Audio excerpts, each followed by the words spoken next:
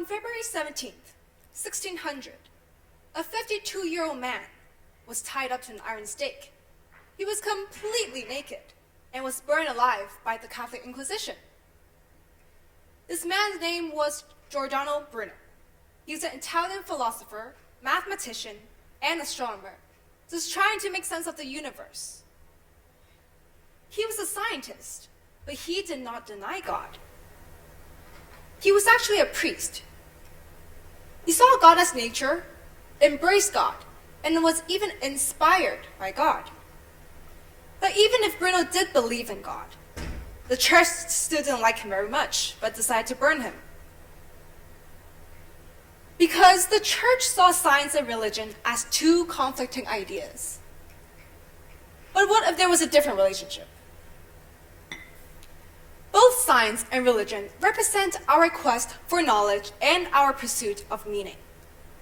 One is talking about math, the other is talking about a creator. But they share a common purpose. They want to make sense of our existence and our universe. Just as they were bonded at their very cores, science began with a spark from religion.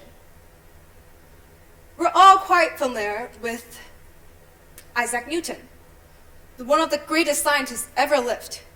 This is the man who found out about gravity, calculus, optics, and chemistry. But have you ever wondered why? Why did Newton do all of this? Why did he want to make sense of our universe? Well, Newton himself answered that it is the desire to unveil the mysteries of God's creation. He praised God in his notebooks and spent a lot of time studying the Bible. He wrote more pages over on the matters of faith than on science. A lot of people back then thought that being able to explain things with science just means that removes the existence of God. But Newton's faith made him question this way of thinking. He instead believed that the orderly mechanism of science is just a reflection of God's nature. He believed that religion inspired him to pursue science. After Bruno, Galileo, and Newton, and many other scientists, science accelerated like it no longer needed religion, developing modern science, which has taken us on quite an exciting journey. From Einstein's mind-bending theory of relativity, the mysterious nature of black holes, the explosive birth of the Big Bang, and the mind-boggling realm of quantum theory. Then there was gravitational waves, black matter, black energy. Science has expanded our horizons, yet hidden beneath the surface of logic are unknowns, unpredictabilities, and maybe. Just like Heisenberg's uncertainty principle in quantum physics, which sets our limits of our understanding on particles.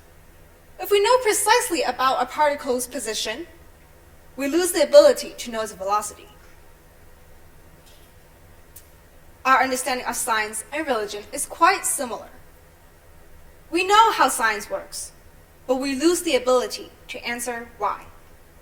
We may understand how the Big Bang happened, from the point of singularity, then expanded faster than the speed of light to particles cooling down, forming star clusters, and to what we now know as galaxies. But why? Why did Big Bang happen in the first place?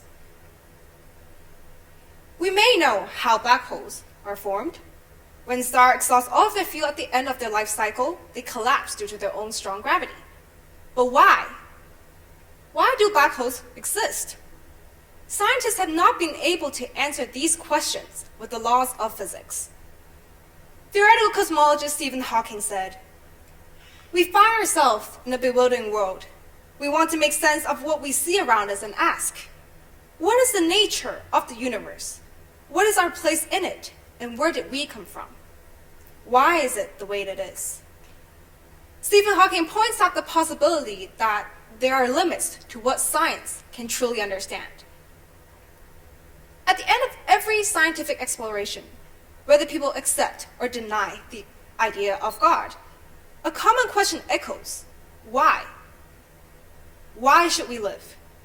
It is a question that goes beyond just science, but also religion.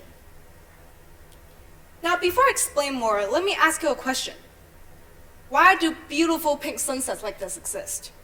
Well, of course, you would say, well, as the sun's angle incidence decreases, the light interacts with atmospheric particles and changes its direction, causing the shorter wavelengths to scatter more, while the longer wavelengths to pass through. But what if I say there's another exploration? What if the sunsets exist to give people peace and healing? Giving people moments of happiness, allowing people to appreciate their existence. Both explanations are valid, logical, and convincing. But you can never say that one is more correct than the other. Because one offers understanding, while the other offers meaning. They're all just trying to make sense of the same phenomenon, just from different perspectives, from different facets of reality. So this is like science and religion. We may be taking differing paths, but we have been gazing upon the same sky all along. We have been answering the same questions from the very beginning. Questions that originated from the curiosity of humans. The point is that we need both truths. Without either of them, we are incomplete. Without religion, Newton wouldn't be asking why. He wouldn't have such strong faith while pursuing science. And without science, we will live in ignorance. We would be blind. So perhaps the purpose of science is to embark on this endless exploration through this vast sea of stars, piecing together mathematical calculations that gives us predictions and understandings. Perhaps the purpose of religion is to inspire individuals to find meaning, allowing people to cultivate faith and hope, allowing people to appreciate the beauty of nature and the beauty of science. So really, there are just two building blocks, continuously building on top of each other. Religion inspires science, and science inspires religion. It's just like when you ask why, you'll be inspired to ask how. When you ask how, you'll be inspired to ask why. God made Newton ask how. God made Galileo ask how. God also made Bruno ask how. And now finally, science has made Stephen Hawking ask why.